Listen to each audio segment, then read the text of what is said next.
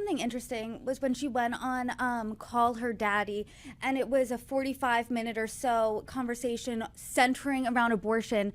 And women commentators that I talked to, as well as saw saying their own thing, was that women care about abortion, obviously, but we're not single issue voters. That's not all we care about. Do you think in this election in particularly that Democrats really treated different demos like a monolith? Like, okay, abortion, we've got the woman vote, check. Other issues, we've got this vote, check. 100%.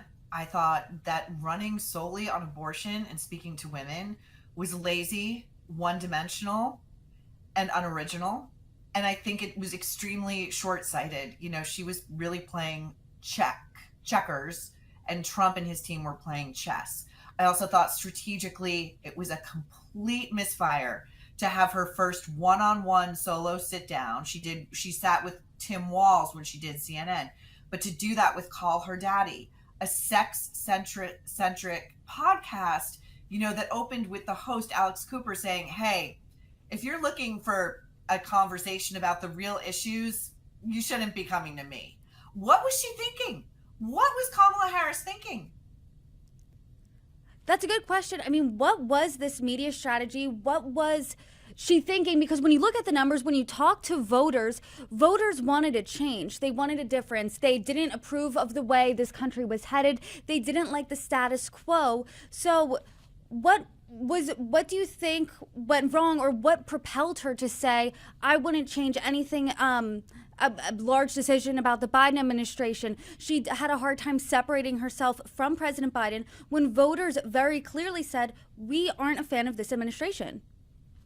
I never understood it. You know, she had Obama's top doctors in there with her in the room. Just give her a set of answers that she can sort of move about, be a little bit nimble with.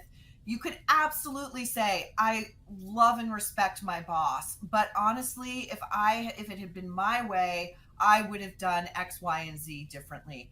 She cut her own Oppo ad when she went on The View and was asked by that race baiter, Sonny Hostin, what would you do differently from a Biden term? And Kamala sat there, paused for a moment, and then said, can't think of a single thing I'd do differently. Within hours, Team Trump had that Oppo ad cut and running nationwide. And that is all on Kamala, all of it.